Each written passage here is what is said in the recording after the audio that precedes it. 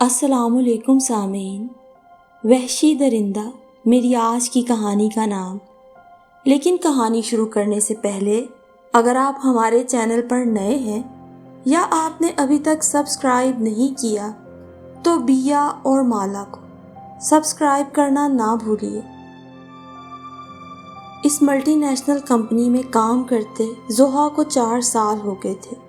نوکری کرنا وقت اور حالات کی ضرورت تھا، کیونکہ عامر اس کا محبت کرنے والا شوہر اپنی پوری جان لڑا کر بھی جو حلال کماتا اس میں گھر چلانا مشکل ہو رہا تھا۔ اللہ نے اوپر تلے 4 بچوں سے نوازا تو اخراجات اور بڑھ گئے۔ چنانچہ عامر کو راضی کر کے زحا نے نوکری شروع کر دی۔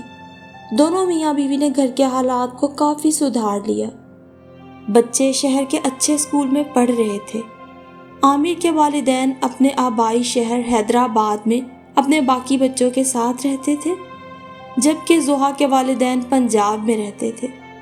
عامر نوکری کی وجہ سے کراچی میں مقیم تھا۔ گھر کے اخراجات کا زیادہ تر حصہ بھی عامر اپنی تنخواہ سے ہی ادا کرتا۔ بچوں کی فیس سے لے کر ہر ماہ کرائے کی مد میں عامر کو بھاری رقم دینا پڑتی۔ اسی لیے زحا اپنی تنخواہ کے پیسے جمع کر رہی تھی کہ وہ جلد اپنا گھر بنا سکے گی۔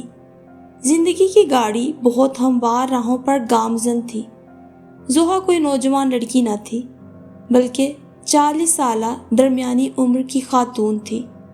حسن کی نعمت سے مالا مال تھی، مگر اس کا اصل حسن اس کی پراعتماد شخصیت اور خوش مزاج طبیعت تھی۔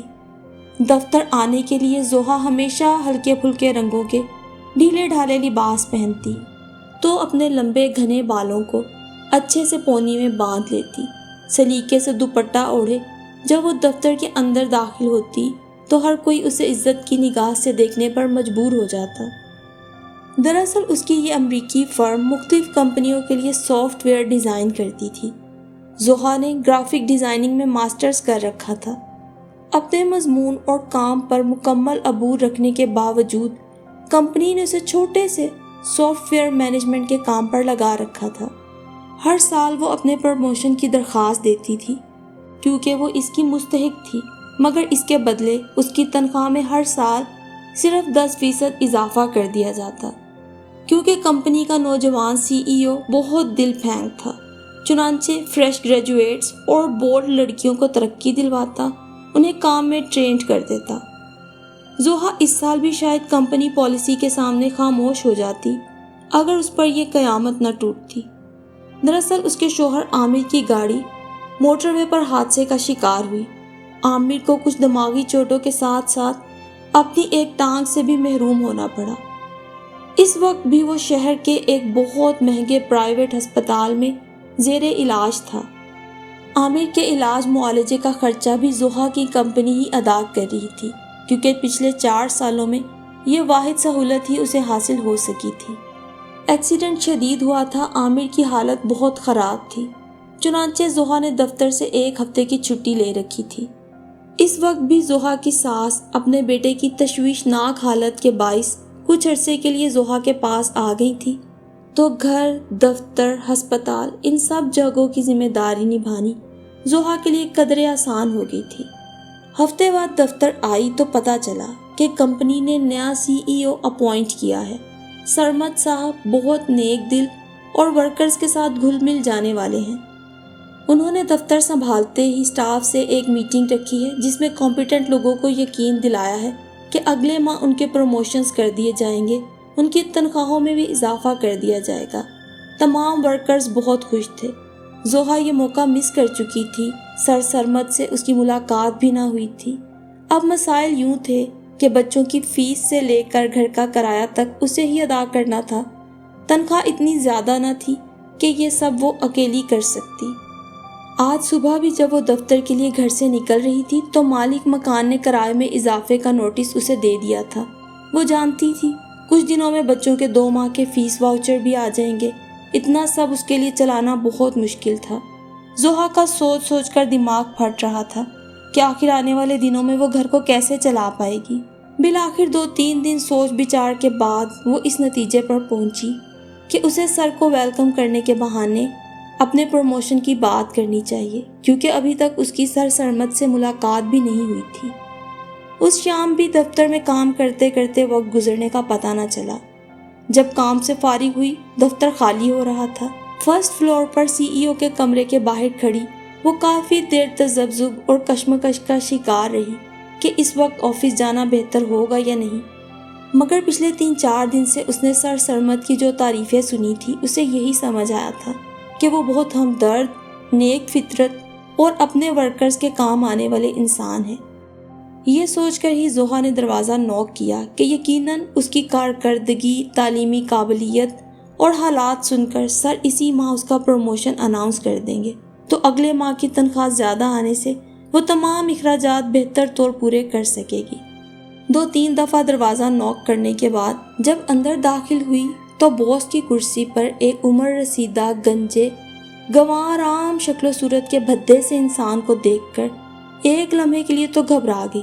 پھر دل میں خیال آیا، کیا پتہ اسی وجہ سے نیک سیرت اور لوگوں سے ہمدردی کرنے والے ہوں کہ کسی عام سے بیک گراؤنڈ سے آئے ہوئے ہیں۔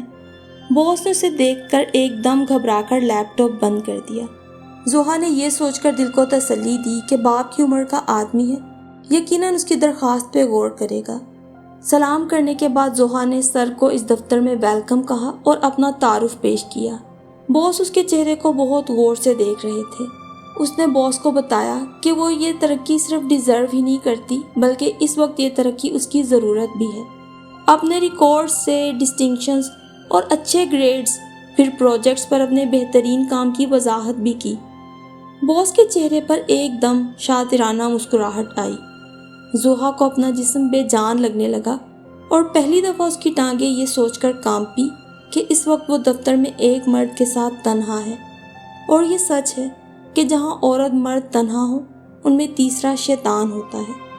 نہ جانے باس کو کیا ہوا، کرسی سے اٹھے اور آگے بڑھ کر دروازے کو لاک کر دیا۔ زوہا ایک عورت تھی اور عورت کی چھٹی حس ہمیشہ تیز ہوتی ہے۔ اس کی چھٹی حس اسے کسی آنے والے برے وقت کا اندیا دے رہی تھی۔ مس زوہا، آپ کارپوریٹ کلچر میں کئی سال سے کام کر رہی ہیں، جانتی تو ہوں گی کہ یہاں کچھ دو کی بنیاد پر ہی فائدہ ملتا ہے۔ امید کرتا ہوں آپ مجھ سے تعاون کریں گی۔ میں آپ سے تعاون کروں گا، کیونکہ یہ سچ تو آپ کو معلوم ہے کہ اس دفتر میں پروموشن سب سے زیادہ آپ ڈیزرو کرتی ہیں، کیونکہ آپ سب سے زیادہ ٹیلنٹڈ ہیں۔ لیکن ایک دوسرا سچ میں آپ کو بتاؤں، اس دفتر میں آپ سے حسین اور پرکشش شخصیت کی کوئی اور خاتون بھی نہیں۔ اس سے پہلے کہ زوہا کا دماغ کچھ کام کرتا اور وہ اپنی مزاحمت کا سوچتی، اس لمبے چوڑے آدمی نے اس دھان پان سی لڑکی کو دبوچ لیا۔ زوہا نے چیخو پکار کی، مزاحمت کی کوشش کی، لیکن گارڈ جو کہ باہر کھڑے تھے ان تک اتنی دور کمرے سے اس کی آواز نہ جا سکتی تھی۔ وہ رات تھی کہ قیامت، وہ انسان تھا کہ درندہ، اس کا زوہا کو ہوش نہ رہا، کیونکہ اس آدمی نے زوہا کو جب دھکا دیا، زوہا کا سر کسی بھاری چیز سے ٹکرایا اور اسے ہوش نہ رہا۔ ہوش آیا، خود کو سنبھالتی گھر آئی۔ حالت ایسی تھی کہ گھر والے فوری طور پہ ہسپتال لے گئے۔ کئی دن گزر گئے، حالت نہ سنبھلی۔ عامر تو پہلے ہی ہسپتال تھا، اب اس کے ساتھ ہی دوسرے کمرے میں زوہا تھی۔ کئی دن گزر گئے، جب ہوش آتا چیخیں مارنے لگتی، چلانے لگتی۔ اسے سکون آور ادویات اور مینٹل تھراپی کے بعد جب کچھ بہتر کیا گیا تو دفتر سے کچھ لوگ اس کی عیادت کو آئے، ساتھ میں اسے بہت اچھی پوسٹ پر ٹرانسفر ہونے پر مبارکباد بھی دینے لگے۔ وہ سب چلے گئے، مگر زوہا کے اندر یہ سوچ کر آتش فشان پکنے لگے کہ کیا عورت سے کسی بھی ترقی کے لیے اتنی بڑی قیمت مانگی جاتی ہے۔ دل میں یہ تہیہ کیے کہ اس وحشی درندے کو عبرتناک انجام تک پہنچائے گی۔ بالآخر 2 ہفتے بعد وہ دفتر پہنچی، سیدھی باس کے کمرے کی طرف آئی تو اسے اس کے کرتوتوں پر لعنت بھیجنے اور اس کے برے انجام کے بارے میں آگاہ کرنی تھی، مگر یہ کیا؟ سامنے کرسی پر ایک 35-36 سالہ خوبرو لڑکے کو لیپ ٹاپ پر جھکے کام کرتے دیکھ کر دروازے میں ہی ٹھٹر کر رک گئی۔ وہ نوجوان بھی شاید زوہا کا آنا نوٹس کر چکا تھا۔ آئیے مس زوہا، کیسی ہیں اب آپ؟ میں نے اسٹاف کو آپ کی خیریت جاننے کے لیے بھیجا تھا۔ دراصل آپ کی فائل پر میں نے سائن تو کر دیے تھے، لیکن آپ سے ایک ملاقات چاہتا تھا۔ پھر پتہ چلا آپ ہاسپٹلائزڈ ہیں، تو آپ کی صلاحیتوں اور آپ کی کارکردگی کو دیکھتے ہوئے میں نے آپ کو ایگزیکٹو پوسٹ پر ٹرانسفر کر دیا تھا۔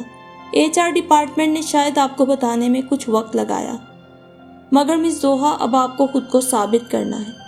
باس بول رہے تھے مگر زوہا کو چکر آ رہے تھے۔ بمشکل کرسی کو پکڑے پکڑے وہ خود کو سنبھال پائی۔ باس اس کی شکل حیرت سے دیکھ رہے تھے۔ تھوک نگل کر حلق تر کر کے وہ بالآخر بولی، سر آپ کون؟ مس زوہا، میں سرمد علی ہوں، آپ کا نیا باس۔ شاید آپ سے میری ملاقات نہیں ہوئی تھی۔ اگر آپ سر سرمد ہیں تو وہ جمعے کو یہاں جو آدمی تھا، وہ موٹا، وہ گنجا، وہ کون تھا؟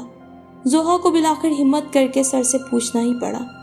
جی مس زوہا، میں سمجھ گیا آپ کس کی بات کر رہی ہیں۔ وہ میرا ایک ذاتی ملازم اور دور کا رشتہ دار تھا جسے میں نے گھریلو کام کاج کے لیے رکھا ہوا تھا۔ میرے لیپ ٹاپ سے میری کچھ پرسنل چیزیں چوری کر کے وہ کسی سے بھاری رقم لے کر اسے فراہم کرتے ہوئے پکڑا گیا۔ میں نے اس پر سائبر کرائم کا پرچہ کٹوا دیا ہے، اس وقت بھی جیل کی سلاخوں کے پیچھے ہے۔ یہ سننا تھا کہ زوہا کا خود پر قابو نہ رہا، چکرا کر وہیں فرش پر بیٹھ گئی اور ہچکیوں سے رونے لگی۔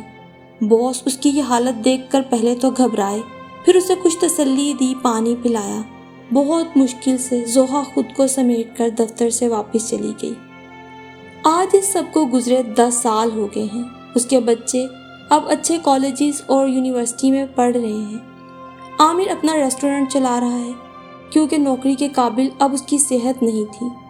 زوہا اس وقت اپنی محنت، لگن اور سر سرمد کی سپورٹ سے کمپنی کی CEO کی کرسی پر بیٹھی ہے۔ آج کام زیادہ تھا تو وقت گزرنے کا پتہ نہ چلا۔ ابھی لیپ ٹاپ بند کر کے باہر نظر دوڑائی تو سب لڑکیاں جا رہی تھیں۔ اس کی عادت تھی سب لڑکیوں کے جانے کے بعد گھر جاتی، اور اگر کوئی لڑکی دفتر میں کسی وجہ سے بھی موجود ہوتی تو اسے وقت پر گھر جانے کی تنبیہ کرتی۔ کمپنی کے جونیئر سٹاف سے میٹنگز میں زوہا یہ جملے ضرور دہراتی ہے، دیکھیے آج کے کارپوریٹ کلچر میں کسی عورت کو بھی اس کا باپ، بھائی یا شوہر مکمل تحفظ فراہم نہیں کر سکتے۔ اپنے تحفظ کی سب سے بڑی ذمہ داری عورت پر ہی عائد ہوتی ہے کہ اسے ان درندوں کی دنیا میں اپنی عزت خود بچانی ہے۔ ہر قدم بہت احتیاط سے اٹھانا ہے۔ ایک عورت کی معمولی سی لغزش یا لاپرواہی سے اٹھایا گیا کوئی چھوٹا سا اقدام اس کی زندگی میں کسی بہت بڑے سانحے کی تو وجہ بنتا ہی ہے، اس کے ساتھ ساتھ نوکری کی کئی ضرورت مند اور خواہش مند کی راہ میں بھی رکاوٹ بن جاتا ہے۔ آپ سوچ رہے ہوں گے کہ اس درندے کا کیا انجام ہوا؟ تو جناب، زوہا نے عامر کو اپنے ساتھ گزرے اس سانحے کے بارے میں تو بہت پہلے ہی بتا دیا، اور عامر کے کہنے پر ہی انہوں نے سر سرمد کو بھی یہ سارا واقعہ بتایا۔ سرمد صاحب بہت نیک فطرت کے نوجوان تھے۔ انہوں نے زوہا کی بھرپور معاونت کا وعدہ بھی کیا اور کمپنی کی طرف سے ہی اسے ایک بہت اچھا وکیل بھی کروا کے دیا۔ عدالتی کارروائی کے دوران زوہا کو بہت سے تکلیف دہ سوالات کا سامنا بھی رہا، لیکن اللہ کی مدد کے بعد عامر کی محبت اور اس کا اعتبار ہی اب زوہا کے ہر زخم کی دوا تھی۔ بالآخر سال کی سماعتوں، گواہوں، میڈیکل رپورٹس، CCTV فوٹیجز کے شواہد تسلیم کرنے کے بعد عدالت نے اس درندے کے خلاف دہشت گردی ایکٹ کے تحت بھی مقدمہ چلا دیا، اور یوں زوہا کی دعائیں اور کوششیں رنگ لے آئیں۔ اس وحشی درندے کو سزائے موت سنا دی گئی۔ زوہا آج عامر اور اپنے بچوں کے ساتھ CEO کی کرسی پر بیٹھی ایک خوشگوار اور پرآسائش زندگی گزار رہی ہے۔ اس گزرے سانحے کی ہلکی سی خلش تو اس کے دل میں ہے، لیکن اگر کسی معاشرے کا نظام انصاف اچھا ہو اور ایسے وحشی درندوں کو عبرتناک سزائیں مل جائیں تو انسان کے دل پر پڑا بوجھ کافی حد تک ہلکا ہو جاتا ہے۔